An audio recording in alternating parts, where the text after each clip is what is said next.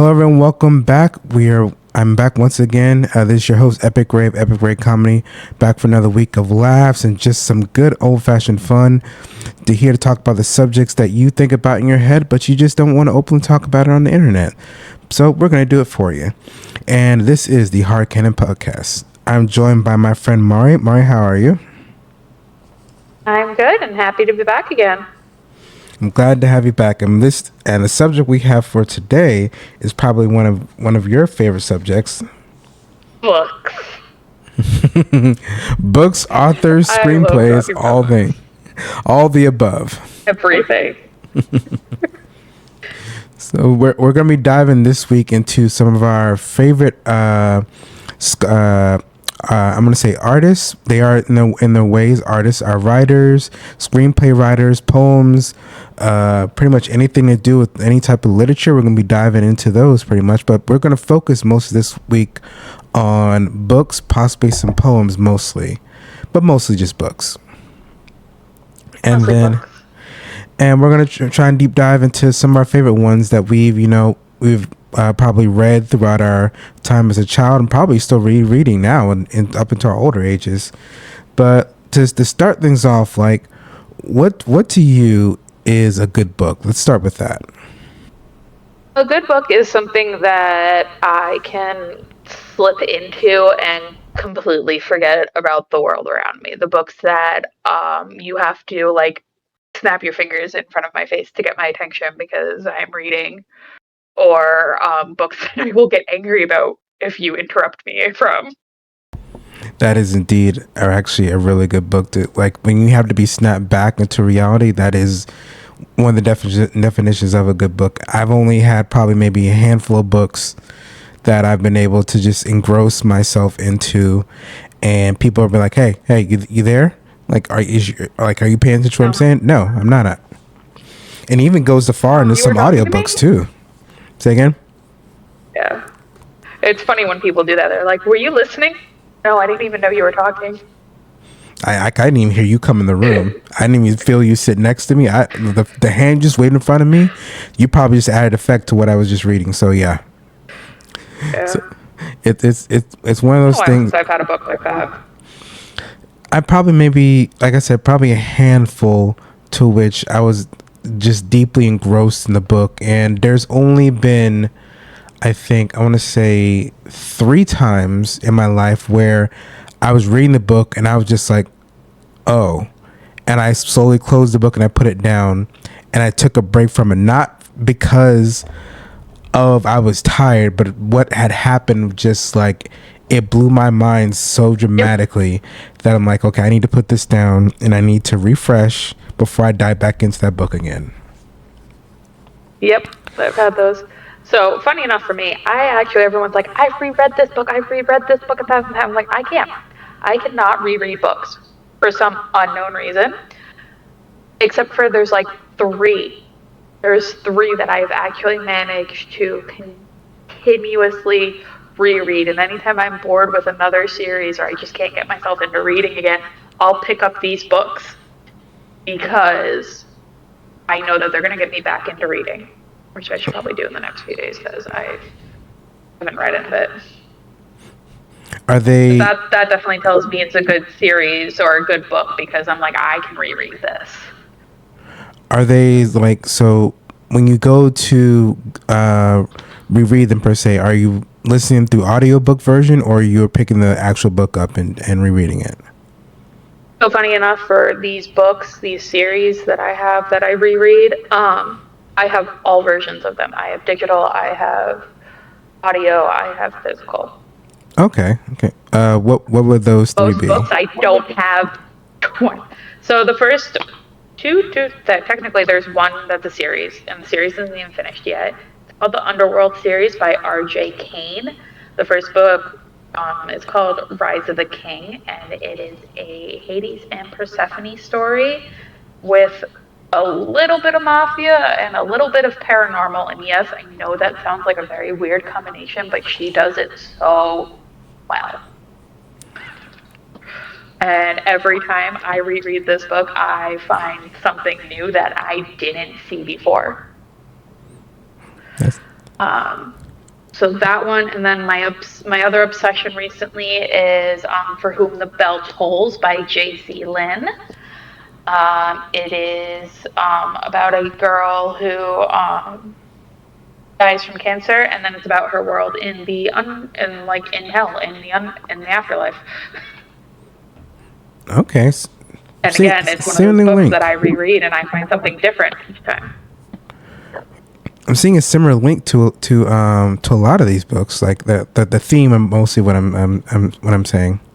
Yeah, I do that. And then what was number 3? Yeah, no, they're my. Funny enough, doesn't really go with the rest of them. Marissa Myers writes the series called The Lunar Chronicles. You would know them as like Cinder and Cress and Winter and Scarlet. They are twisted fairy tales. Oh, okay. But they're all connected. So they don't really fit the vibe of the other two, but they are my other favorite series. I mean, there's some like books that we read now where we're reading something and then we pick up something that's completely opposite or different from what we normally would read, and it's because it's completely different that we are able to get like a fresh perspective of something. Like we may read something that is like a dark fantasy, and then we may read this like this upbeat sci-fi book, and it's like they're completely different genres and different styles, but they both pique your interest, and it piques the part of your mind that you like something dark and gritty, but you like the hopeful stuff as well. Oh, trust me, I think half the books on my shelf are some dark fantasy or dark romance of some sort, and extremely messed up, and then the other half are pretty fantasy books. Though I do have a big collection of small town romance for some reason. And I don't know what part of my brain likes that, but part of my brain really likes that. I think I have at least two shelves within my bookshelf of just small town romance. So, speaking from a woman's perspective, what would you say the top like 4 genres that are most liked by women? What would you say?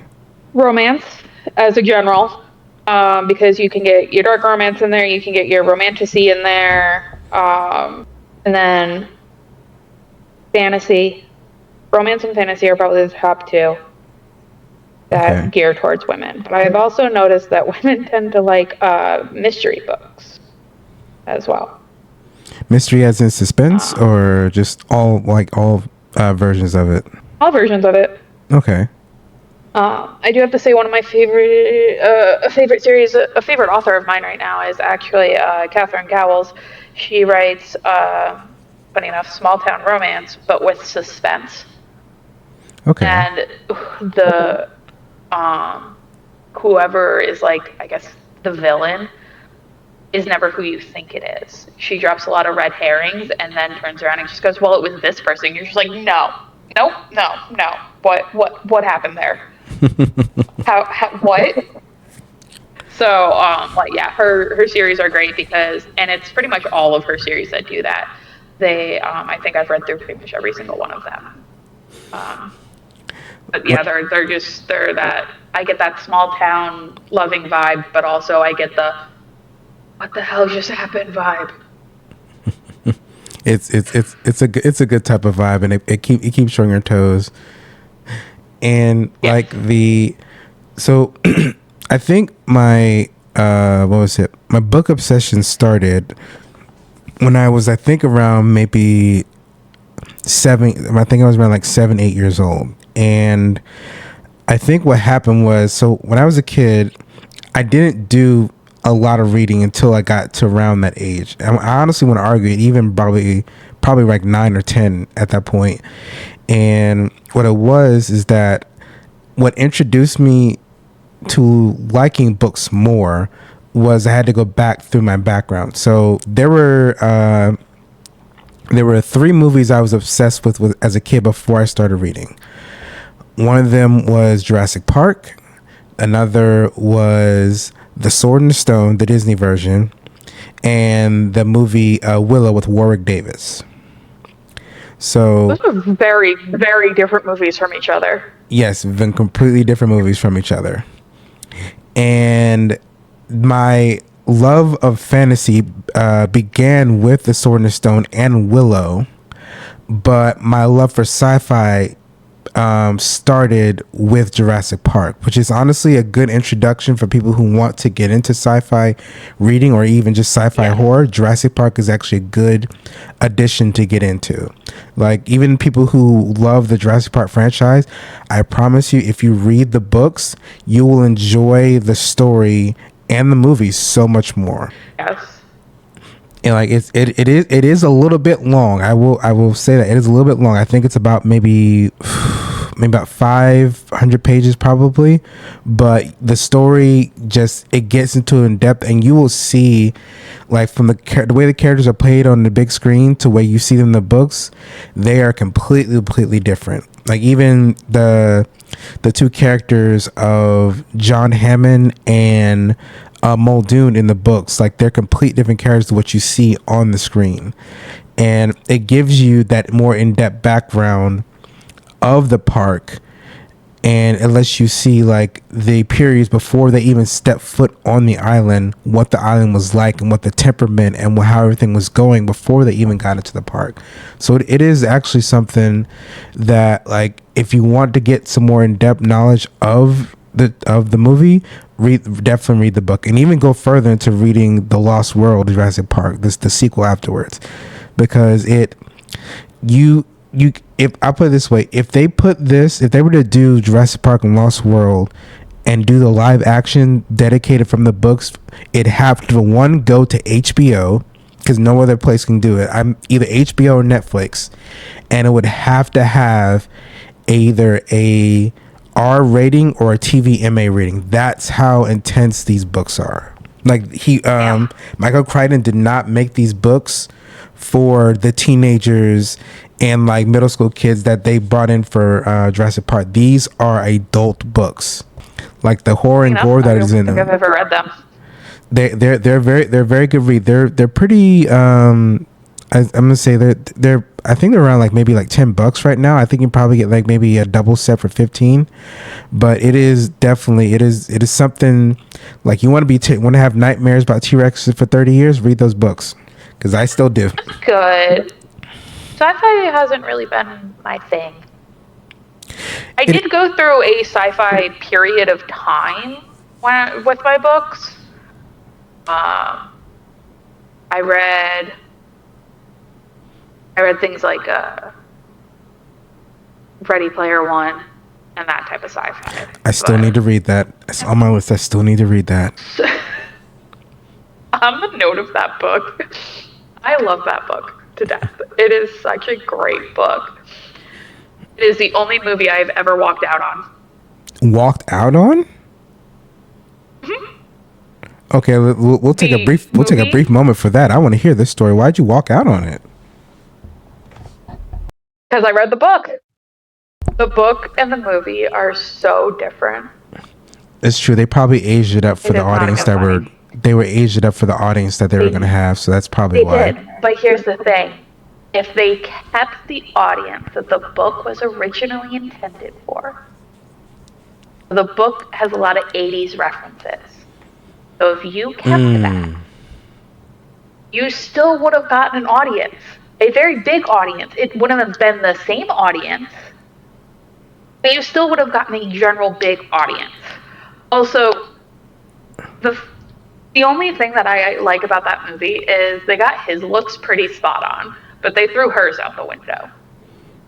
So to even add on to what you were saying, like, even though they changed it, because they when I saw the movie, they had kind of like a 90s to 2000 vibe when I saw, like, what they were portraying, the pop culture references. Supposed to be more 80s. Like, half the books he mentions, the D&D books he mentions, the movies he mentions that he loves, the things that he mentions that are out, they're all 80s things. And yes, there is a general, like, this is an online universe type thing. Like, yes, it's set in the future, but at the same time, the creator of this world that they all live on online was from the 80s. So And- a lot of things are referenced to the 80s. And for people who saying like the 80s can't do well, there is a show on Netflix called Stranger Things that I'm going to completely disagree with you with, because that show takes place in the 80s and is primarily all 80s throughout all 5 seasons, and the show is loved by fans all across the world. So if they had done Ready Player One in the 80s, I guarantee you it more than likely would have still been just successful. We have 80s fans, 90s fans all over. Yeah, I thought the movie was going to be great because the start of the movie, in like showing where he lives and what he looks like, absolutely great. Like, that's exactly how I pictured it, how he should be pictured. And then you get farther into the movie. The first chapter in the book is him going to school. Okay. There's not one thing school-wise in that. And the big reason that I'm pissed about that is I'm like, okay, leave school out, leave not.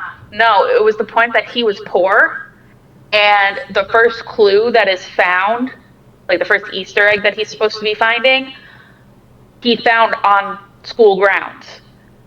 Because he couldn't travel. He didn't have the money to travel to other places within this online universe. And I was like, you just basically took the generalized plot, the very generalized plot of this book, and then went, okay, this is a good plot, and then threw the rest of the book out the window. I didn't even walk out of the theater for Percy Jackson, and I walked out of the theater for this book. Percy Jackson is like, let's take a pause, a pin in Ready Player One, and let's go on Percy Jackson, because that is actually a book series that I actually do enjoy, and I'm upset that I did not find it sooner, because when the movie came out in theaters, I had not read the book in any way, and then I saw at the end of it is based on the Percy Jackson series, and I'm like, this is a book? And then I immediately, what was it? I think I either went to Amazon or something like that to try and find the book. And like all the books I think I probably could have gotten, it would have taken like a week or so to get here. I'm like, I want them now. Like, I want them now.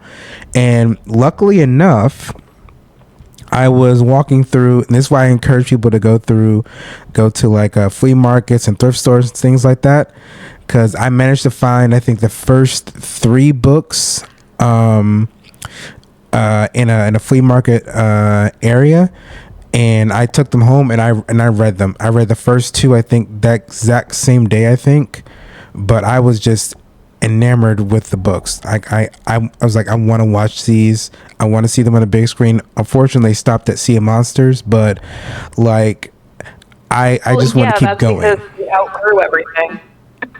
Say again? I'm happy that it's because they started them too old. Yes. I'm happy that they're redoing the books in the TV show, because the TV show is doing very well, and it does, and I like that they've added like backstory and stuff to some of the other characters that you don't normally see, and stuff like that. Like, it truly is Percy Jackson, this series. Like, I believe when the movie came out, I was in 6th grade, I believe. And I was reading The Last Olympian at the time. Gotcha. And somebody went, hey, did you know that series just got turned into a movie? And I went, excuse me? And funny enough, my English teacher, I don't know how she managed it, loved her to death, managed to get us to go to see the Percy Jackson movie on the big screen as a class field trip. And those are the kind of teachers that you remember for the rest of your life. You aspire to be like them.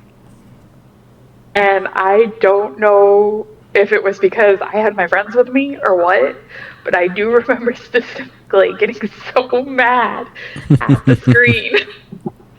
And one of my friends, like, mom belting me with their arm, and then the other one putting their hand over my mouth so I didn't scream at the screen. So I was like, Percy Jackson will always be one of my favorite series. so there is one series I was like that where they said like we're putting this on the big screen. Actually, you scratch that. There were two. One of them you know, one of them you do not know. I've told you something before, but like the other one I have not told you about. So one of them is Potter. The second the second one is Narnia. So when Narnia pissed me off. So yeah, in some ways, yes. But so here's the thing. Narnia got me to open a book, I want to say. Potter kept me in books. So they go hand in hand with each other, because when I saw the 1950 version, I think it was, of The Lion, the Witch, and the Wardrobe, and I'm like, I need to find this book. And I went to the library like I usually always do. Say again? I forgot the 1950s version existed. Yeah, it's the graphics and everything are all right, but they stay very true to the books when it comes to the dialogue and everything. But I remember watching it. My teacher put it in, and I'm like, I gotta find the book. Went to the library, found the book, and I just started reading the series after that. And then I remember, I think I was in high school. They said I was reading the book, and someone said like, "Hey, that's coming out in theaters." I'm like, "You're lying." I'm like, "No." It's like, it's coming out. And I remember finding a computer and seeing the trailer. I'm like, I have to go see this. And I will openly admit this on the internet. I went and saw this movie maybe, I want to say 10 times. And half of the times I saw them, pretty good movie. It is. And half the times I went to go see it, I snuck into another theater to go watch it. Like I liked it that much. I do like The Lion, Witch, and the Wardrobe movie. I have read the series. It was just funny to me that they always started with The Lion, Witch, and the Wardrobe, because that's like the fourth book in the series. I think what they wanted to try and do with the series is that they wanted to start strong. And a lot of people, when they ask, like, have you read the Narnia books? Majority of the people say they started with The Lion, the Witch, and the Wardrobe. Majority of them do say that. Like, not a lot of people start with The Magician's Nephew. So like it's one of those things, like they wanted to start strong with the series and introduce the Pevensey children and Aslan in like the strongest way possible. And even though they jumped over books, they wanted to make sure like they tackled the books that people wanted to see the most. So they did Lion, Witch, and Wardrobe. They did Prince Caspian. They did Voyage of the Dawn Treader. And I think they will be starting a new series, or it's going to be coming out very, very soon and they'll be starting with The Magician's Nephew. I looked it up because I was very curious about the order. The Magician's Nephew is first, because I read them a long, long time ago. I couldn't remember the order. Lion, Witch, and the Wardrobe was second. Yeah. The Horse and His Boy is third. And then it's Prince Caspian, Voyage of the Dawn Treader, The Silver Chair, and The Last Battle. So the period between Lion, Witch, and the Wardrobe and Prince Caspian. So in the books, and like if you want to read the book, just skip over this part. Wait about I want to say about maybe 3 minutes so you can jump back in. So the period between Lion, Witch, and the Wardrobe and Prince Caspian in our time is 1 year. But the time period from in Narnia to the Prince Caspian time is close to 1,000 years. Yeah, I believe it's close to 1,000 years. Well, there also is a book between those two. Yes, and the Pevensey children are in that. I think that book takes place. They are there, but they're in the golden area, the golden age of their reign, pretty much. Yeah. And might try to reread them, but it's kind of difficult. Like if you want to get like the full experience of Narnia, then I highly suggest start with The Magician's Nephew, because it gives you the backstory. But it's and you get the experience of how Narnia was brought to life, and it's actually really beautiful how it's done. So another spoiler for it. Aslan sings Narnia into existence. Like he literally, like he sings it as we're talking music. Like he sings it into existence, and that's something that I'm hoping that they do in the Netflix series, because like it's something to hear someone speak something in existence, or we just like say it. It's another thing to just sing it into existence and just see it becoming alive in a way. And like we figure out like how how humans got into Narnia. We figure out why the animals in Narnia talk. We figure out why and how the witch got there in the first place. And we get the reason to why the Pevensey children had to come to Narnia in the first place as well. So the Magician's Nephew sets up The Lion, the Witch, and the Wardrobe very, very perfectly. So when you start it, you understand it completely. And even the character Professor Kirk that's in The Lion, the Witch, and the Wardrobe, he's in The Magician's Nephew as well. So, and you hear about his character there. So Magician's Nephew is probably one of those perfect prequels to books that sets up pretty much everyone's favorite book, sets the story up right for it. I feel like, yes, it was written as the first book, but with the way I read it and the way I know a lot of other people have read it, it's a very good prequel. It feels like Magician's Nephew works better as being labeled as a prequel than it does to be labeled as a book within the series itself, because I know I started with The Lion, the Witch, and the Wardrobe because I was like, I know I did not start with the first book. Oh, same here. Did I continue the rest of the series correctly? Yes, I did. But I read The Magician's Nephew as a prequel, and I feel like if you're going to read any of the books out of order, Magician's Nephew randomly as a prequel works out very well. I think like if you do want to read Narnia as like a series, and you don't want to lose your interest, I highly do suggest that people they read it in this order. They read Lion, Witch, and Wardrobe first, read The Magician's Nephew to understand why things happen this way, why the prophecy is this way, because like what is it? George Lucas did it this way exactly. He put the main story first. He did the prequels after that, and did the future onward from there. So I think people should start with Lion, Witch, and Wardrobe first, then read The Magician's Nephew to understand why things were they were in The Lion, Witch, and the Wardrobe. Then you should read Prince Caspian after The Magician's Nephew. Then read The Horse and The Horse and the Boy, Silver Chair, and then The Last Battle. Not the order I read them in, but yes, that actually would make sense to read them in that order. Because you might lose the plot reading The Horse and His Boy right after Lion, Witch, and Wardrobe, because Prince Caspian takes place right after Lion, Witch, and Wardrobe, and like it'll help you keep like your focus on the story a lot more as you're reading it as well.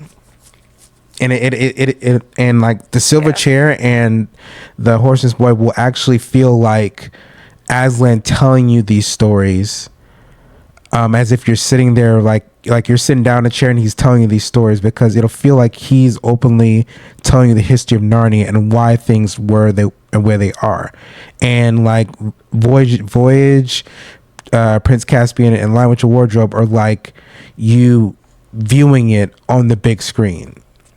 So that's my suggestion for people to read them in that order.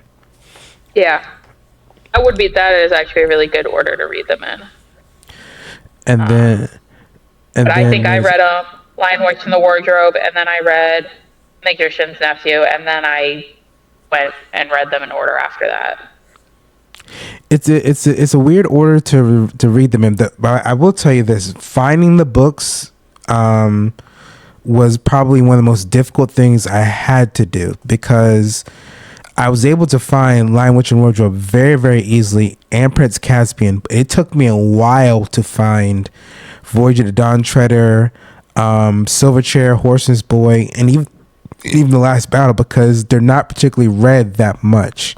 So it's harder for me to find them. And luckily enough, because I still have this book, I got this book actually when I was in ninth grade in high school. I still have it to this day.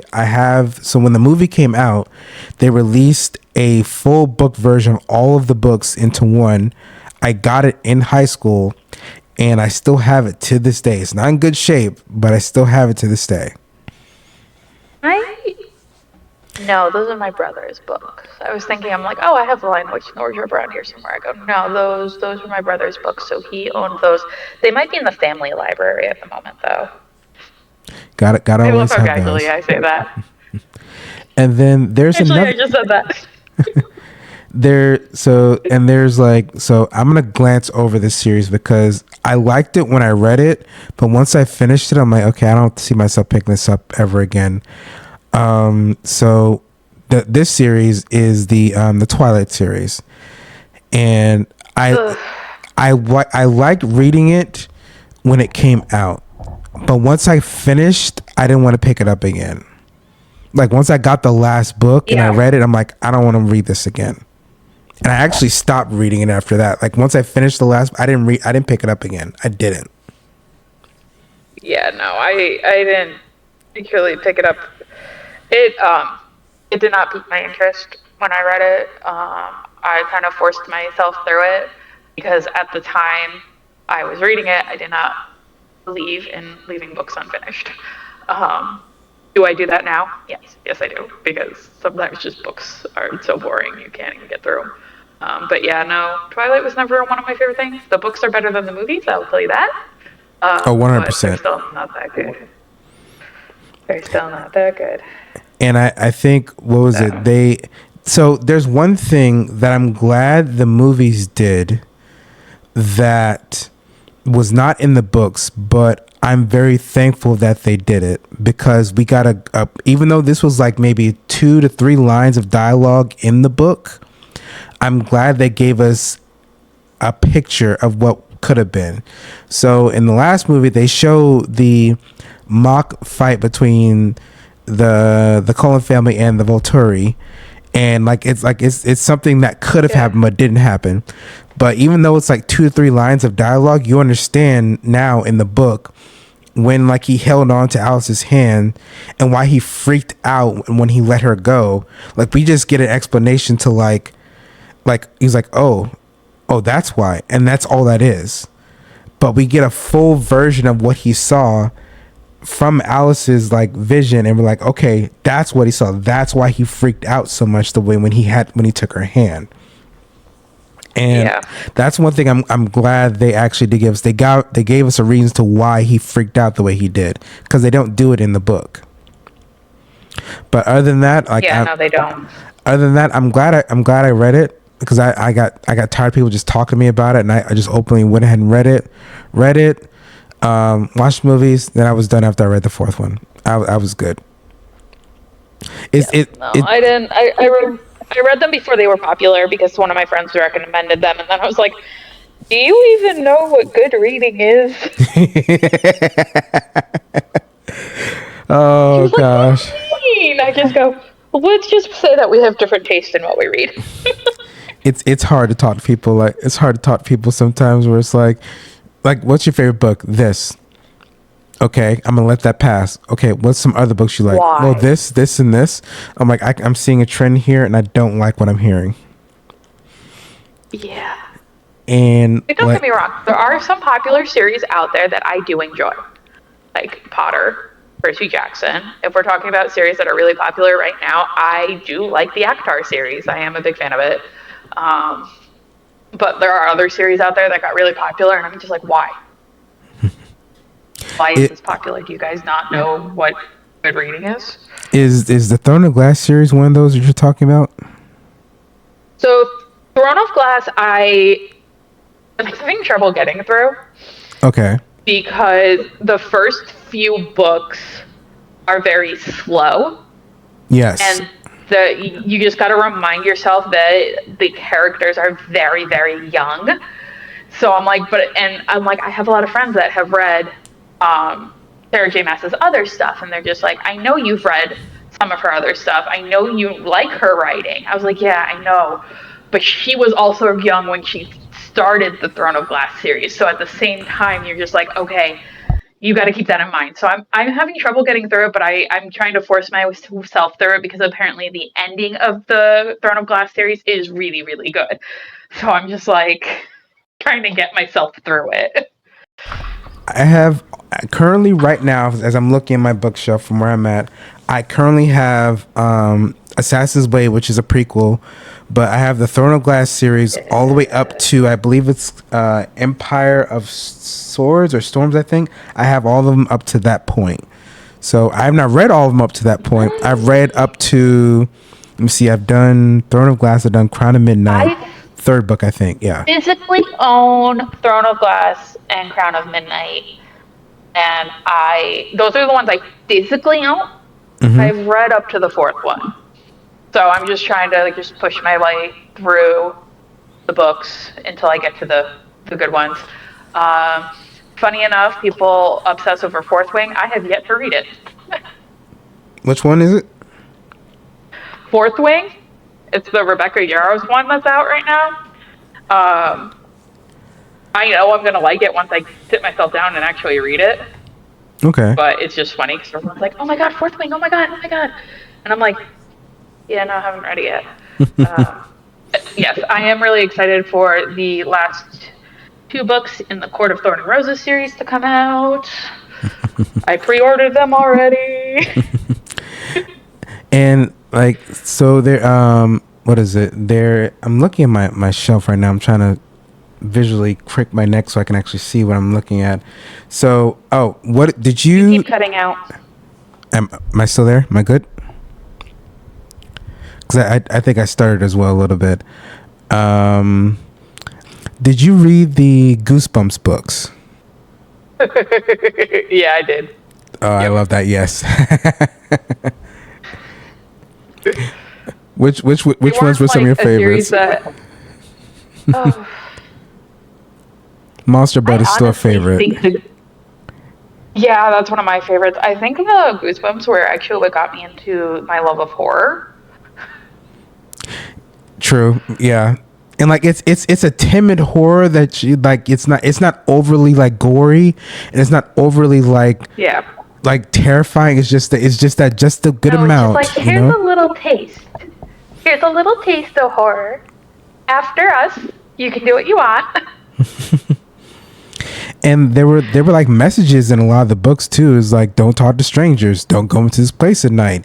Don't eat too much of this. Maybe you should watch what you buy with your money. Like there's messages in every single book, and there's consequences to your actions in those books as well. Yes, there is. And I think that's honestly one of my favorite things about books is they take a fantasy, or they take a mystery or something, or even horror for the Goosebumps point of view, and they go, hey, yeah, we're gonna have fun with this story, but also like, here's a lesson for you to learn. And like almost every fantasy book of some sort does that. Like you're like, oh, this is fantasy, this is not gonna happen in real life, but then you think about it, and you think about what they're doing, and then you're just like, oh wait, this could happen in real life. Maybe not with these type of characters, but this could happen. Oh, absolutely. And the thing is, some of the fantasies, not fantasy, the fantasy books that do come out, some of them do have like, they do play off some of each other. Like there's some books that you'll read like, this sounds like this book, or this sounds like this book, but they always try to change it up in some type of way. Like with what is it? Oh, crap, I forget it. So the Lion King is based off of something. I forget what it's based off of. Hamlet. And the Shakespeare Hamlet, yeah. And even though they've changed the names up, they changed the complete environment of it, the theme of the book is still pretty much there. And they even add in like so many different themes to it. So it may have started with what was you said, Macbeth? Yeah, it's either Macbeth or Hamlet. It's one of the two. I think it's Macbeth. Someone's gonna tell me in the comments later. It's one of those two. but like the basis of the story may be that poem or that play, but they take their own twist and spin on it, and It's based on Hamlet. it's what is it? Hamlet. Hamlet, got it. So like they turn and make their own story for it, and that's a lot of what storytelling is like. You may not use the same foundation when that was originally listed, but you're able to turn a story that provided a good lesson, sometimes even in the case of Hamlet, a darker lesson, and turn it into a story for children that they're able to learn it as well. That shouldn't stop you from reading Hamlet, obviously, but it'll help you get more. It'll help you get more engrossed into it as well. Yeah, it's actually funny if you think about it. A lot of stories that we read nowadays do have a basis in a Shakespeare play. And it may even be subtle, but it's there. It is definitely there. And like, even, what is it? There's some with, I'll even put it this way. Like, so the Greek play, poem. I'll just say poem. Odysseus. The movie, Oh Brother, Where Art Thou, is based off of Odysseus, even though they seem like two completely different types of stories. It's based off of the Odyssey. So, if we're gonna go there, do you know how many Greek mythology things are out there? Oh, there's a bunch. Even though they changed the name, there's a bunch out there. Like, there's so many. Like, I think. Oh yeah. So Greek mythology has always been one of the very few stories that I have gone back to. If you didn't hear me earlier, my favorite book, or at least one of my favorite books, is a Hades and Persephone story. Bing bing. They will always be what I come back to. It's actually funny because I actually have a tattoo for Hades and Persephone. Nice. And people are like, well, why Hades and Persephone? And I pull out a book that I had from when I was little called Princess Lily. It is a picture book. And you're just like, oh, it's just a cute little picture book. No, it is literally the story of Hades and Persephone. And the people who it's a picture book for children, and it has been one of my favorite stories ever since I was little.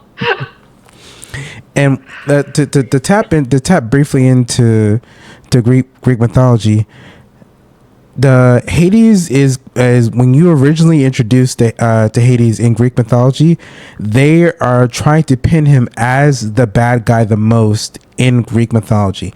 When all actuality is the most chill people. Yes, he's one of the most chilled people. And then number two, he's the only one, as far as I know, you'll be able to correct me on this, he's the only one that is not actively cheating on his wife.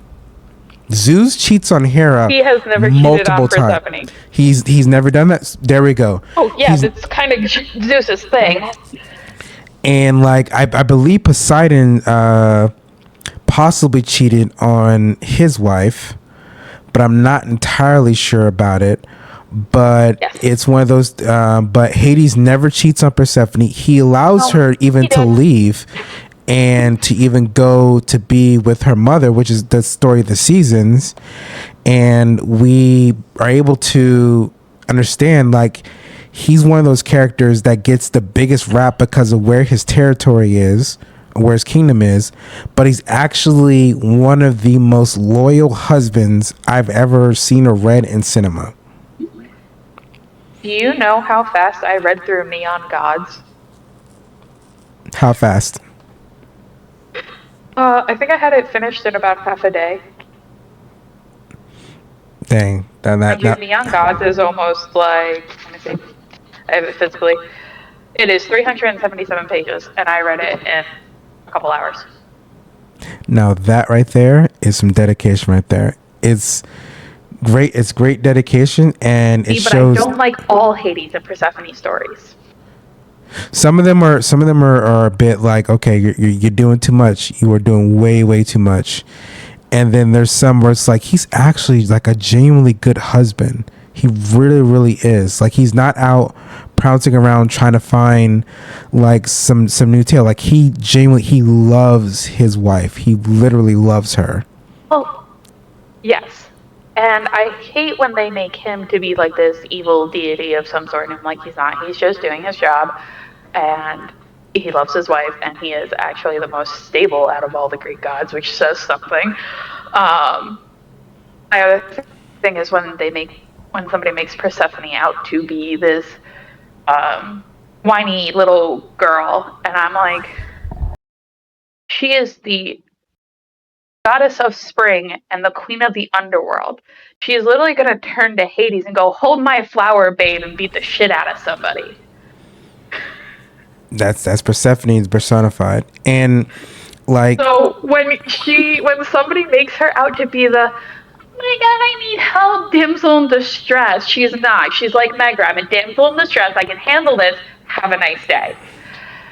she's the one Hades has to hold back. Like, hey, you need to go. Like, you think my temper's bad? Like you need to go. You got to go.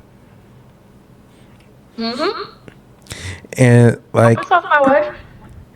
and the thing, a lot of the stories that do end up tying in Hades in some type of way, he is usually like he's trying to either teach them a lesson or showing them the errors of what they have done, pretty much. And he's showing them like, this is the consequences of your actions. I'm like, my other siblings or my brother and everything, they may hype you guys up for whatever your decision's about to be, or even my nieces and nephews. I'm going to give the reality of what is going to actually happen if I do this.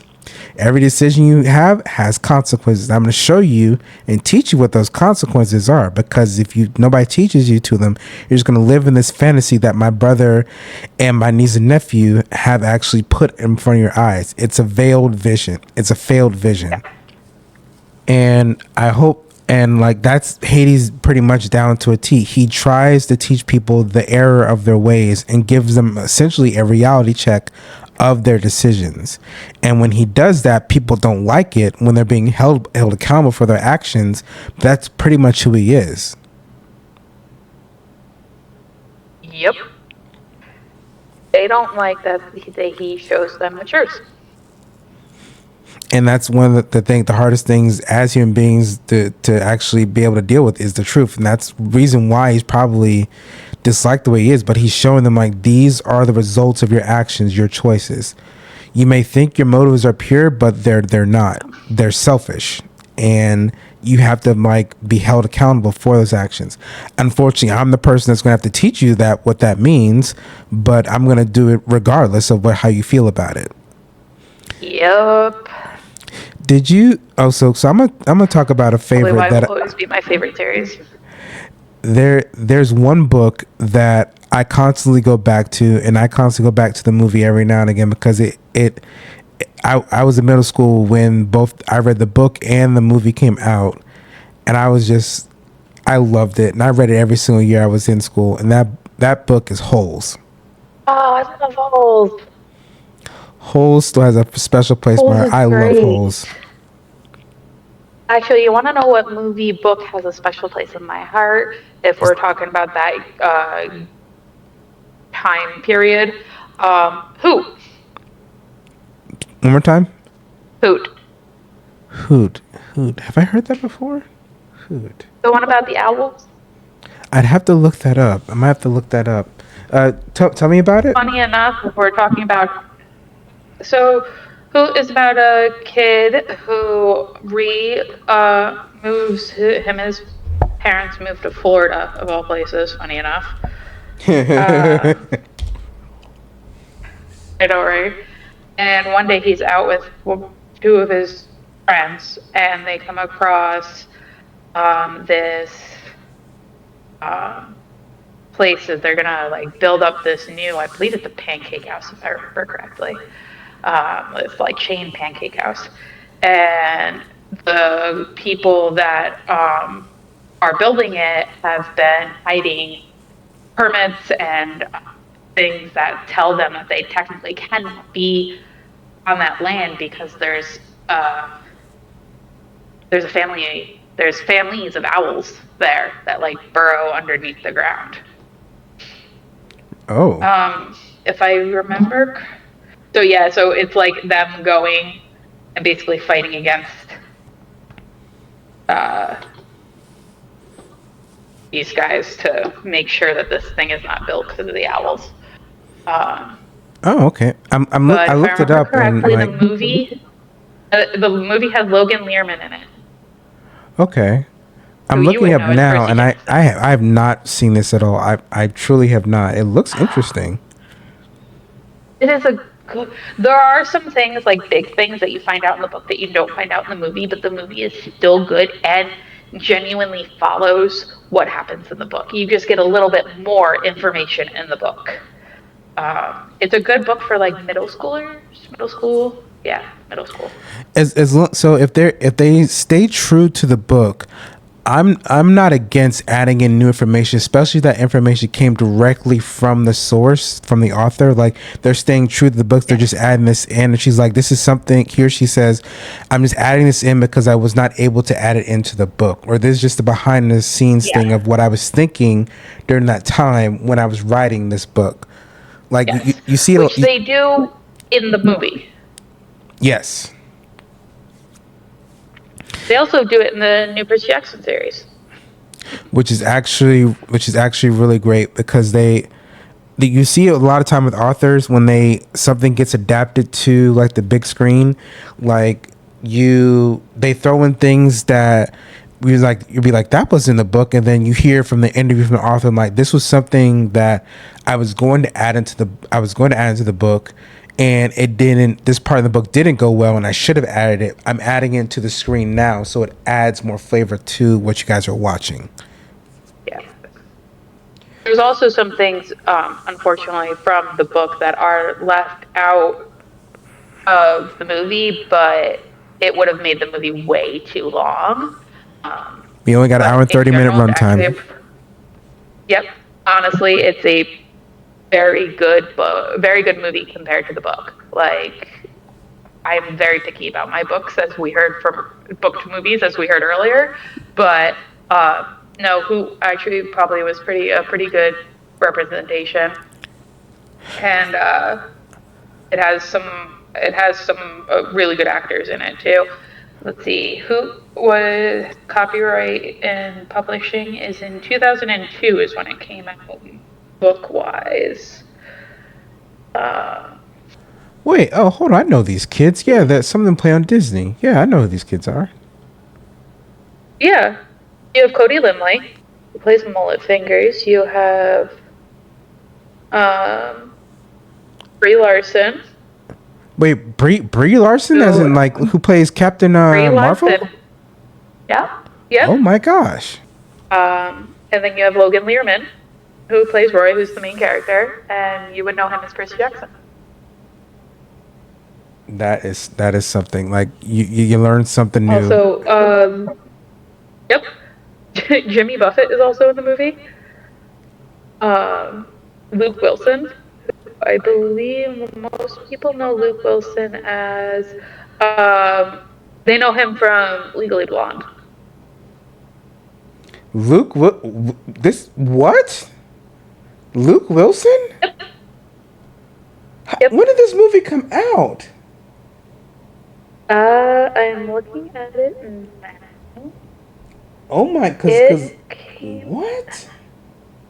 It came out in 2006. Mind you, the book was published in 2002. It's weird seeing people. 2006. It's weird seeing people young. Like it genuinely is weird seeing people young. And especially where they look now, it's like this was you. Like this was you. Oh. And it's not meaning to be insulting, but it's like, wow. That's mean. Like it is something different. But let's see. You can watch it on YouTube TV, Google Play, Amazon Prime, Apple TV, and Fandango. Some tell me it's probably on Disney Plus too. No, on Disney movie. Really? Huh. Really? So Yes, the Podcast has played in Disney movies, but it is not a Disney movie. All right, It let's is. let's go ahead and tie in our emotions to our books. So what is I'll say, what is one or two books that genuinely made you angry, that you put it down and you're like, okay, I'm done reading this I just need a minute. Like, you were visibly angry about what happened in the book. Okay, sorry, I'm laughing because there is a book series as well. Series is duology, and I have yet to pick the second book. Oh, for real? The first book's ending pissed me off so much. I was pissed at the ending, or I'm not pissed at the ending itself. I'm pissed for her, like the main character. Yeah. So the first book is called These Hollow Vows, and the second one is called These Twisted Bonds. It's by Lexi Ryan. The first book, absolutely great. And granted, I do love it, but I am so mad at not the author, not the main character, no, one of the male main characters, because there's two of them. I am so pissed at the two of them, and the female main character has every right to be pissed. But I cannot bring myself to pick up the second book because of how pissed I am. Okay. Then we'll jump straight into this next emotion. What book made you cry the hardest? And you can do an assortment of books. Well, I'll give you three. I'll give you three books that made you cry. Yeah. Oh God. Okay. I'll give you a minute. I'll give you a minute. So, yeah, give me a minute. I think I gotta look up the name of it specifically. So there's this series called the Night Angel trilogy that I found out about. I randomly picked this book up years ago, and I just read through it. I'm like, this is something I'm definitely gonna want to finish. And apparently there were two more books in the series when I end up reading it. And so essentially I'm going to just go into a brief point of it. So the character in there, his name is Kyler Stern, and he's trained by Durzo Blint, who is a wet boy, who is essentially an assassin. And what ends up happening through a long list of things I can't go into, but he essentially, when Kyler dies and comes back to life due to this magical item that he has, in order for him to come back to life, somebody that he is close to or that he loves has to die in his place. And it takes place. Yeah, it's very, very dark. So people who die in the books that are close to him, when he dies and they end up dying, he doesn't find out about it until I believe the third book, because this magical item has this voice in it that talks to him and essentially says, because you're dying, there has to be a repayment. So you just can't die and come back. It doesn't work like that. Somebody has to be taken in your place. So he lost his best friend because he died. He lost his master, who was able to come back but ended up dying. He lost another friend as well. And then the girl that he loved since he was a kid, because of his last death that he had, which was because of one of his friends betraying him and ultimately had to execute him, he lost the girl that he was in love with. And essentially had to spend the last 3 months of her life basically being he knows she's going to die, and eventually she finds out too. So he ultimately has to live with what's going to happen because he was so careless with his life. Yeah. And it becomes a huge down because he knows she's going to die. He doesn't know what method she's going to die in, but he knows she's going to eventually end up dying though. And ultimately she does end up dying in this epic way that ends up saving the characters from the book. So, but he's completely torn by it because he felt like he was so careless with his lives, and he never knew the consequence of him dying and come back to life. So with that, he, and once I found that out about the book, why he was able to keep coming back to life and all of this, and the consequences of it doing, I was pissed. I put the book down. Like, I don't know if I want to read this anymore, because I know what's going to be happening and everything. And then also in the story, there's this girl who's another assassin as well. She likes Kyler, but he does not like her. But in order to save his life, she has to essentially marry him, per se, and they get these rings that essentially bond them to life. So, but the thing is, he loves the girl from his childhood.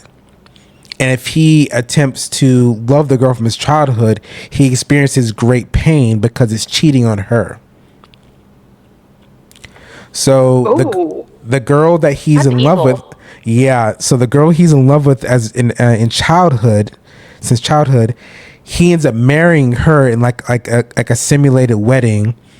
And in order for them to fulfill their wedding night or have relations, per se, she essentially has to take on the pain of him doing that.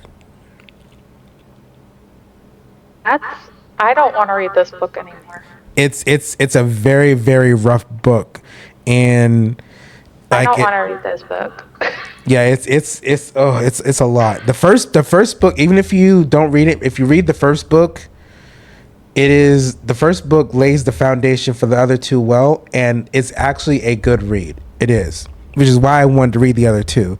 But once you go through 2 and 3, it's like, I don't know if I want to keep reading. Like it's hard. It's rough to go through because you know what's going to end up happening. Like you know the fate of it happening. So it's a rough series. It's a teen adult series for it, but the story and the storytelling is immaculate. It is, because it shows you the consequences of your actions, and it shows you that no good deed goes unpunished.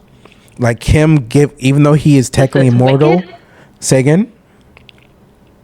What is this, Wicked? No, this is the Night Angel trilogy. No, I'm joking because you said. Oh, right. Oh, yeah. I got you now. Also, speaking of books, speaking of Wicked, have you ever read the Wicked book? I have not. I did not even know until now that there were books. Mm-hmm. So, Wicked is a book, and a very interesting one at that. So, the musical and the movie are both very different from the book. The movie is nice because it kind of takes the musical that we all know and love, and it takes parts of the book that we could have never put in the musical and puts them in the movie. Okay. I'm liking every that. time I ask people if they like Wicked, and they're like, "Oh yeah, I love it," and I go, "Okay, have you read the book?" And I watch their facial expressions. There's a book? They haven't read the book. Yeah. Okay, there's that reaction. And then there's the, why are you asking me if I read the book? And then there's the, yeah, I read the book. Here's a link to Amazon. Read it. Please. Let's just say the Ozdust Ballroom is not like a normal club. I mean, when they bring a movie out, they have to tone down some things, even though they honestly don't need to. Like, there's some movies that are based off the books. Like, the tone of what's in the books does not need to be toned down at all, because it makes the book great. And if you tone that down, or if you don't include it, it ruins the movie. No, it's okay that they don't have the actual Ozdust Ballroom in the movie or the play, but knowing the Ozdust Ballroom actually is a little fucked up. Yeah, like I've seen coming from somebody who reads dark romance anyway. Like I'm seeing this more and more with, like, as I got older, because like I do enjoy Disney movies, but once I actually read the books and what they're based off of, I'm like, there's certain things you probably could have kept in there. And there's certain things I'm glad you guys changed. One of my Peter favorite Pan. Disney movies is The Hunchback of Notre Dame. It's my top 5 in there. And once I actually got the plot and the story of The Hunchback of Notre Dame, I'm like, I'm glad they did what they did in the movie, because if they put this out and put it in that movie, we're gonna have a completely different audience. Peter Pan is the same way. Oh, but God, Peter Pan's so much worse. So much worse. Like, oh my gosh, like the people. Okay, so I take it by that reaction, you have read the original Peter Pan story. I didn't finish it, but trust me, I know the ending. Yep. Okay. Okay. Cool. Yeah. So I actually, on the note of Peter Pan, I do have a story that has made me cry. It is called Darling Girl. Okay. As the name entails, it is a Peter Pan story. It is, she is a darling. She's not Wendy, but she is a darling, and her and Peter have a kid together. Okay. And I'm just going to leave it at that, because I cannot tell you anything else without Spoiling. ruining it. But yeah, without spoiling it. He did make me cry. I don't think I even finished the book. As for other books that have made me cry, one I read back about two or 3 years ago. It was a suspense romance, and it was stupid of me to read. It was stupid of me to continue reading it, because it was the beginning. It was like the first chapter of the book. It's called "Help Me Remember." Okay. It's by Courtney Michaels. It was a great book, and I ended up actually continuing the series, because it's a small town book series. And I finished it this year. I finished the series this year.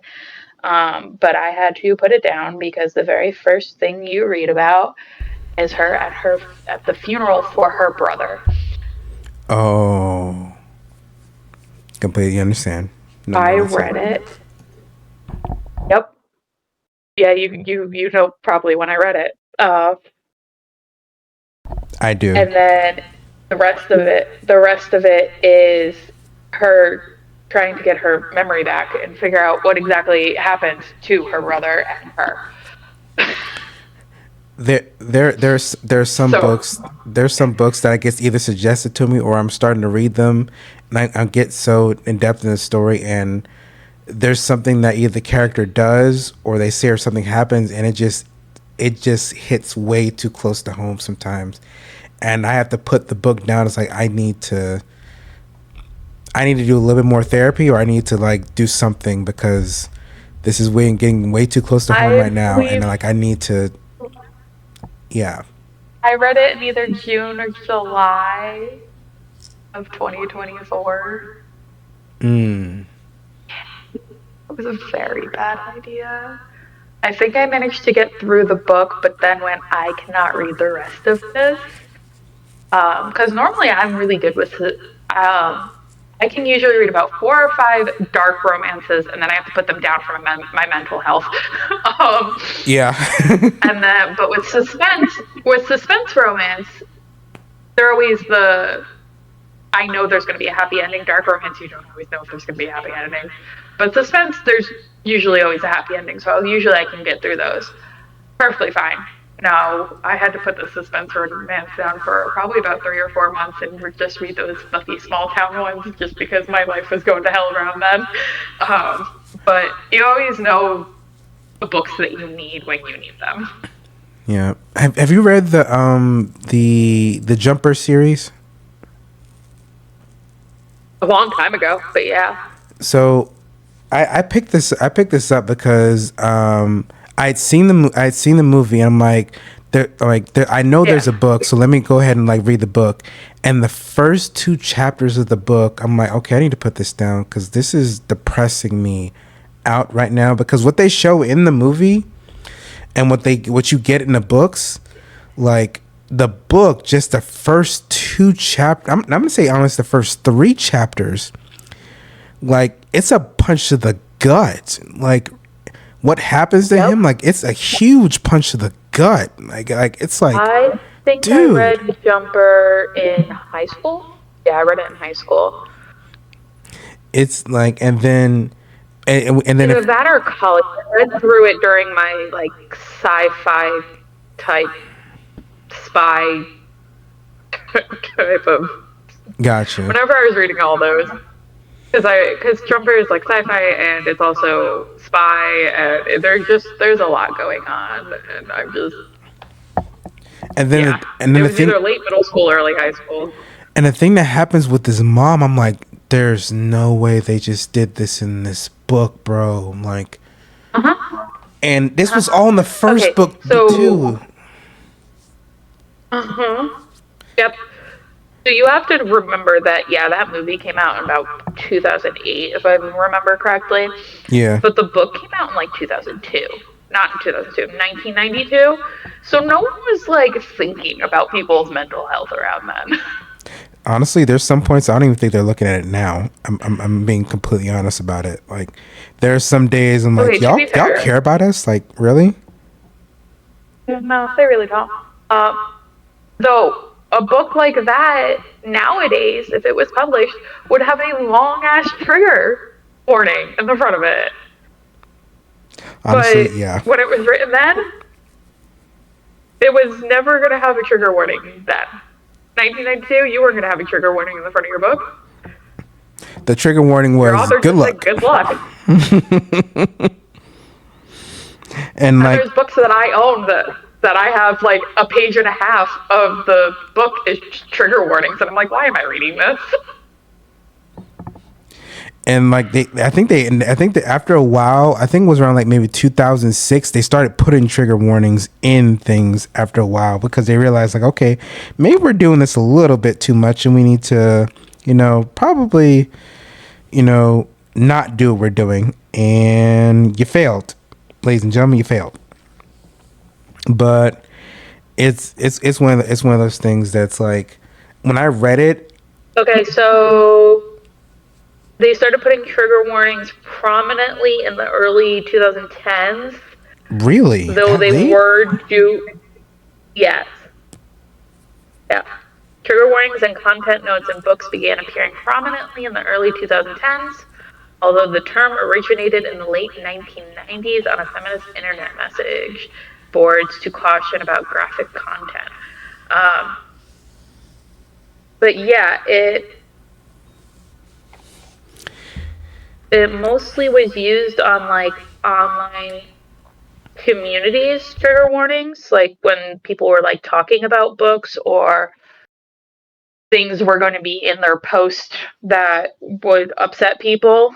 But it didn't actually physically go into author's notes in book jackets until within the last 10 years. Okay, so I thought it might have been like a little bit earlier, so that's very, very late, honestly. Yeah, so according to this, in the late 1990s, 2000s, the originated online feminist forums to warn of graphic content, particularly sexual assault. Early 2010s moved into mainstream discourse through the college campuses and online book communities, expanding into include broader topics. Nowadays, it's common in author notes, book jackets, and or digital listings, particularly driven by reader demand in genres such as dark romance. Because what was it? I remember. So honestly, it's the dark romance genre that actually started putting trigger warnings within their books. Gotcha. Because I remember there were some songs on that, like, if you didn't have those, this is way, way back in the day with YouTube. I remember there was like, if you didn't have a YouTube account, there was like this thing that popped up for like particular songs that would show up and say like, hey, this is a trigger warning. I forget what the song was, but like they pop up and say, there's a trigger warning for the song. The song has been noted to tie people into doing like that, I'm not going to say what it is, but doing that type of thing. And it's been noted in like several cases. They're like, be cautious when listening to this song. I'm like, okay, I guess I don't need to listen to this song then. And like, but they used to do that a lot with YouTube. They don't do it now. They don't, like, they just, like, if you have a YouTube account, they don't particularly care. You can just listen to whatever you want. Yeah. But they used to have those warnings on there for different types of songs or different types of content on there. They completely changed that now. But So I'm going through like the books on one of my because I have my books by genre shelves. I used to have them by series. Well, I have them by genre, and within the genre, I have them by series. Okay. But I have picked up two books so far. Out of the 4 that I've picked up, there's 3. I have this one. I'm sure this one, if I remember correctly, this one has a trigger warning. I have at least half, if not more, of my dark romance have trigger warnings in them. And I'm glad they actually started putting those in them, honestly. Like, just in case. Like, obviously these are going to be read by adults, but still, like, they still put them in there. Okay. So, one of, if we're going back to books that I always go back to, I have a dark Peter Pan retelling. And it says, this is a dark contemporary romance. It's an adult fractured fairy tale. It is not a fairy tale retelling. Main character is a villain. If you look for a safe read with redemption and a bad guy turned into hero, you will not find it here. This contains sexually explicit scenes as well as mature graphic content is not suitable for audience. Reader's discretion is advised. But like the fact that's in the front of the book is, and that's a tame one. That's a tame warning. You know, it's funny. They put those in books, but they don't put them in movies. It's strange. Actually, they do. They're usually like right in the front. Are they? Like when they're usually at the very beginning. At least when you like watch the movie outside the theater, they are. Okay. Ooh. Okay. That's concerning. I haven't even read that book yet.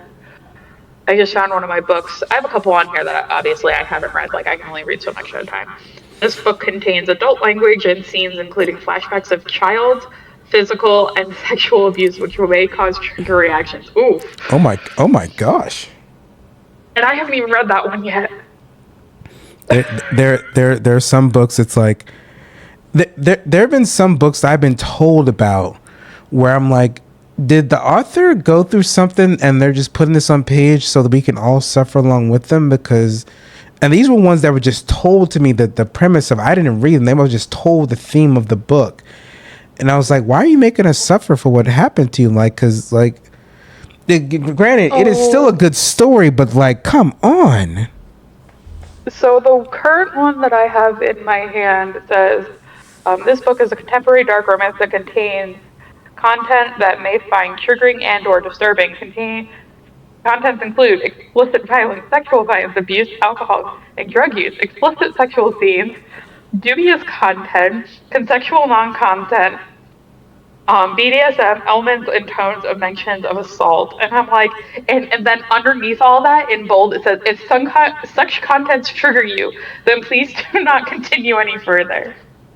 What is this, 50 Shades of Grey?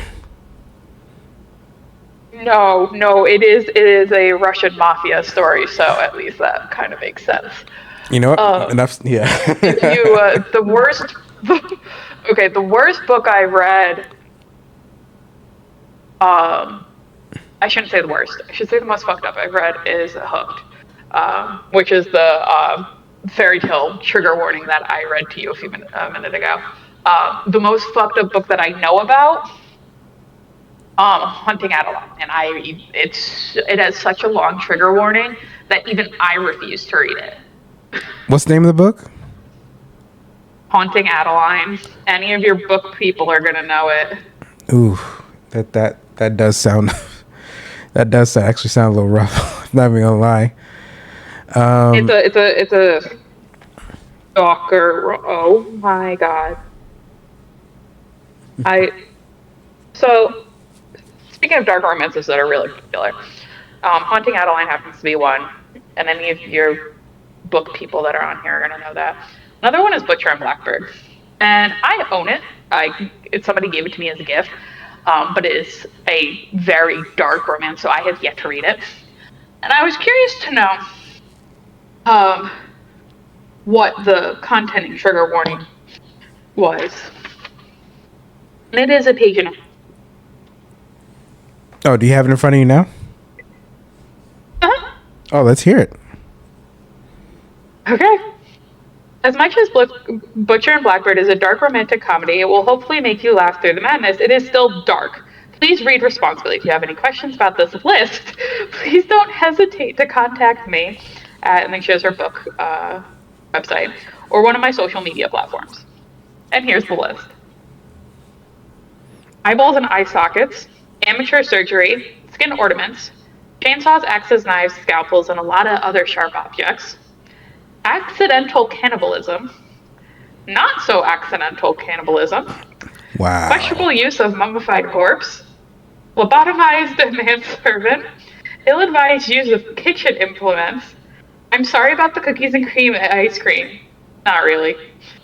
Detailed sex scenes, which include but are not limited to, and I am reading those out loud.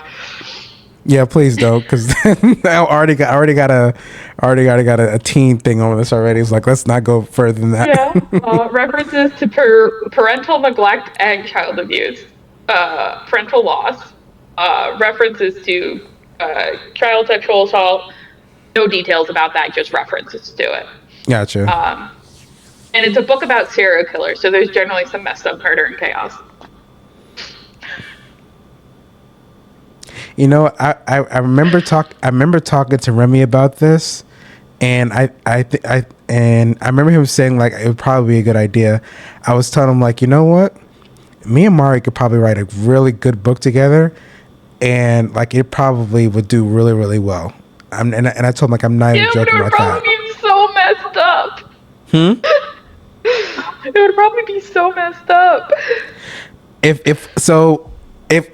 we were to write a book together, would you want it to be medieval style or future style or something in the middle? Medieval style.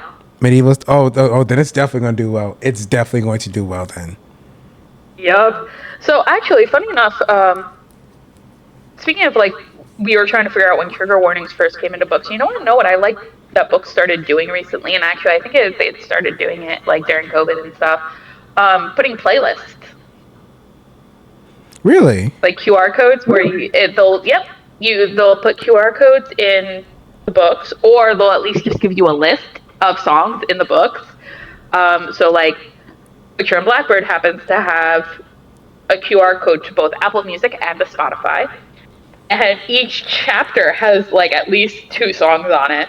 But that's not always the case. Sometimes they just give you a general song list for the book. I know if you actually search a book on Spotify, if they don't have it as an audiobook on Spotify, they will have a playlist for you to listen to that goes along with the book. Yeah, they've done that with Audible. So like they try and give you, so they have someone talking like a brief non-spoiler synopsis of the book, and then they have like 3 to 5 minutes of the book being like they're reading the book to you essentially. And I've actually enjoyed that about Spotify, because there's some books I see and I'm like, okay, I like the synopsis that they've given, and I like the book is already bringing me in, and then I get a version of it from the audiobook. I'm like, you know what, I can do that. I'll buy this because it really, I'm enjoying it. What I'm seeing so far, and like I want it. Well, my big thing is I like that some of the authors think about like, oh, what music would be playing in the background during this scene, or like they'll mention a song and you're just like, I know that song, but what does it sound like during this scene?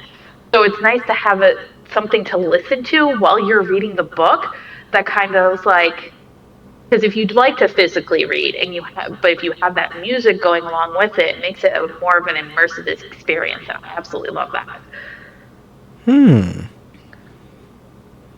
It's like you can hear the music playing in the atmosphere or the setting of the book, and it's like it's settling your mind for what's about to happen. Like, yeah, people don't like realize the song that like a suspenseful song starts playing, you're like, oh shit, what's about to happen?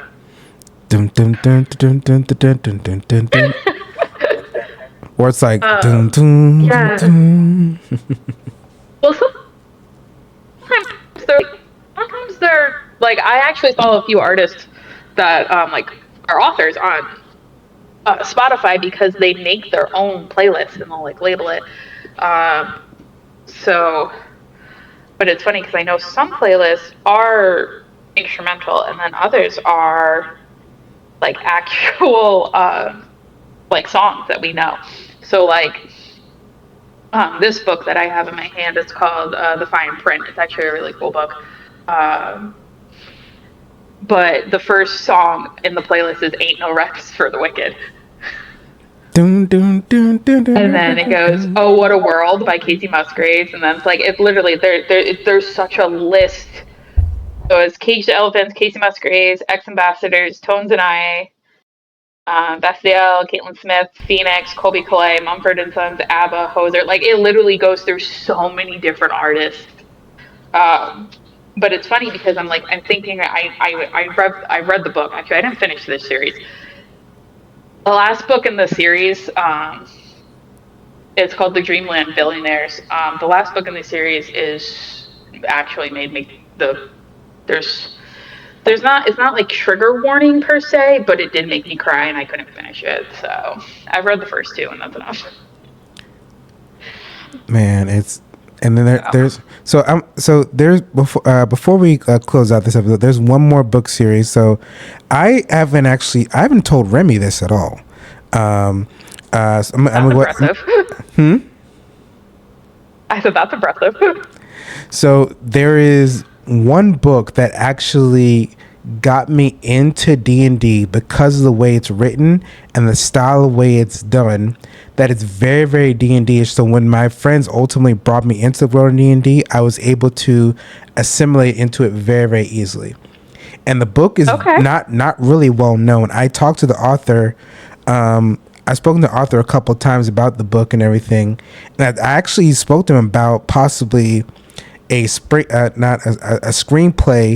of a movie that's based off the book, but it's more futuristic in a way. And the book series is called The Annals of the Chosen. And I didn't recognize them. The book series is done by Lawrence Watt Evans, and essentially there are these characters, these magic wielding characters, who are essentially, their job is to protect the realm that they live in. They aren't even given real names. They don't have real names. Their names are based on what they do. So like the main character, his name was Breaker because he would break and chop wood. So his name was Breaker. And when he was chosen, his name became Sword because he wielded a sword. And you get the premise of what they do and how they do their job and what they're supposed to do. And what ended up happening in the second book is, at this point, the Chosen, they're all good friends, or they're all good allies pretty much. And they go to take care of one of the bad guys in the story. But what ends up happening is the bad guy twists the script on them essentially, and finds out the weakness for each character and essentially exploits them, but keeps the ones that he needs mandatory because each of the Chosen is tied to his power. He keeps the ones he only deems necessary, and he kills the rest. And the slaughter of the Chosen really, really crushed me because I like the characters in the book so much, and for them to go down the way they did, because you hear about the fate of a lot of them, what happens to them, and it's very, very difficult to read, especially when you've grown attached to them so closely. And one of the characters was introduced in the second book, and she was very, very new to her gift, and she ultimately ends up dying in a very brutal way in the book. And it's like we just got introduced to her, like we just got to know her, and like she's already gone now. So it's difficult for me to read certain books like that when they make them so, you get so attached to them so closely, especially when they're only in there for one book and they ultimately get taken out in a way that's like they didn't deserve that. Yeah. Because that, like I told you, there's only 5 times I picked up a book and I read something and I'm like, I closed, I'm like, I need time away from it. That was one of those times. And then the other time was when JK killed Fred off in the book. Oh, yeah, no, that pissed me off. But his death didn't make me close the book. It was the death of Lupin and Tonks when I closed the book, and I'm like, I'm not reading anymore until tomorrow. That's what made me close the book. Yeah, I think I threw the book at somebody. Really? That's a heavy book. Yeah, they were also interrupting me. True. So I got mad that they died, and then I got mad that somebody was interrupting me. So I physically threw the book at them. That was my birthday gift for 3 years straight. I asked them, they said, like, what do you want for your birthday? I said, a book. That particular book. Well, that's birthday, Christmas, anything. People, what do you want? Book? A gift card to get books? Tattoo? One of the two. And I think my parents at a time, they were just like so like caught off guard. It's like, is that really all you want? You just want a book? I'm like, yes, just a book. That's it. The book will occupy me for the next 3 months. Trust me. Like you're good. I don't need a skateboard. It's gonna occupy me for maybe a week. Well, the thing is, I'll read it and I'll go back through it and I'll make notes and then I'll go back through it again to try and find stuff I didn't find before. And it's like, yeah, it's a whole in-depth thing. No, I feel that. And I'm pretty sure they're like, go ahead. There was a series that I read. Actually, it was 2 series. 14 books. 14 books? I read it in a week. 14 books? And wait, how long were the books? Maybe 200 pages. Okay, that makes sense. That makes sense. Okay. But 14 in a week, not in 2 weeks. Not a book per day. No, don't trust me. I get it. Trust me, I get it. 2 books a day. Because like, what was it when I read through the Percy Jackson series for the 3rd time, and this was when I was working overnight at another job. I finished the entire series in, I believe, 2 shifts of work. Because there wasn't none for me to do. I'm like, you know what? Let me just read the books. And I brought 3 books with me just in case I burnt through that many. I didn't, but still. Yeah, no, I've done it. It's why, like, as much as I love my physical books, it's why I have a Kindle. Because I read so quickly. This is kind of why I've gotten attached to audiobooks a lot because, again, as much as I love my physical books are paper and they're heavy. Hardbacks are heavy. They're like lugging school books around in your bag and they take up a lot of room, and you have to make the unfortunate decision of like, okay, what's coming with me, what's not coming with me, and you feel bad for what's not coming with you. That's why I have a Kindle, because I read so fast. But also, yeah, audiobooks are nice, but I'm very picky about my audiobooks. Oh, yeah. So it takes me a while to, like, find ones that I like. I have found out that I do like dramatized versions of audiobooks. So you don't hear them read the book word for word.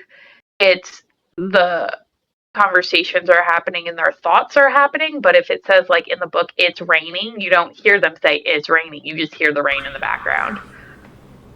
Ah, I see what you mean. Yes.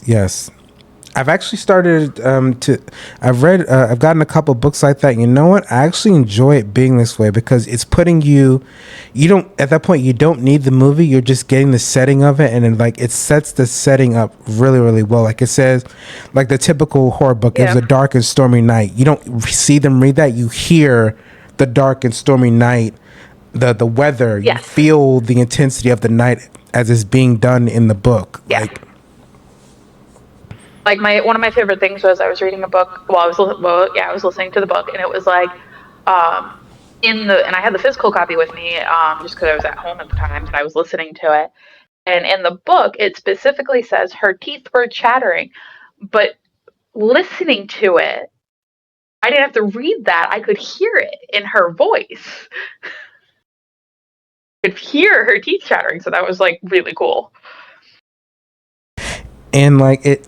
Or you see something in the book that says like, and they come upon this huge, beautiful waterfall. Like you don't hear them really. You just hear the sound of water just rushing, and like you can feel, if you're really in depth in the book, you can feel the mist on your face in some type of way as you're hearing this waterfall coming around. It's like that's how deep some books get, and how deep you get into the book that you're physically there in your mind. And that's one of the reasons. That's why these dramatized audios are great. And that's one of the reasons why I liked Ready Player One, like the thought of it, because like to be able to put a helmet on and be able to view a book in your mind, like you're not in danger of being in the book, but you're just watching it as it happens. And it's like, this is like something that you want to, you love to see. And I hope one day we do get technology like that where we're able to put our books and actually walk along with the characters and see them do this and everything. If we don't, I'm cool with it. But if we do, I'll be happy for it, because I know I have several armful of books that I need to put in there. Yep. Oh, trust me, there's quite a lot of books that I would love to do that with. The helmet is going to cost $2,000. Okay, here I'm going to do payments, and I'll have this done by this year. It's like, you're going to pay $2,000 off in a year? Yeah, because I want this, and when I want it, I'm going to pay for it. Yep, I'll pay this off. I will definitely use it. So it is way to read books. So ultimately, we have come to that time where we must unfortunately close out for this episode. But this was a great episode to go over some of our favorite authors and books that we were able to just get some in-depth origin stories, we probably say, with our familiarity with these books. But from what you can tell, me and Mari, we read a lot, and we read probably more than a more average person at this point. I think I read 100 something books last year, and to be able to do things, some things like that, like for some people, they can barely get through one book a month or even a year. But to be able to, because I remember back in school, what was it, you had to read 25 books in a year, and like to be able to still do that now, that's cute. Being an adult, it's a little rough, but there's some people that can actually knock it out and go above and beyond for it. So if you're out there, continue reading your books, getting that in-depth knowledge, or getting that story, or in our case, get that brief amount of escapism that we all strive for. Continue doing it. And if you have any book suggestions for me or Mari, put them down in the comments, or even if there's a book that you want us to cover that was probably mentioned here, let us know, and we'll talk about it. But for now, it is ultimately time for us to wrap this episode up. Mari, you got any closing comments? No, other than I would love to hear what books they want us to either talk about or read ourselves. I'm looking forward to that too. So as we say goodbye, letting you know that this is not just canon, this is hard canon. We'll see you next time.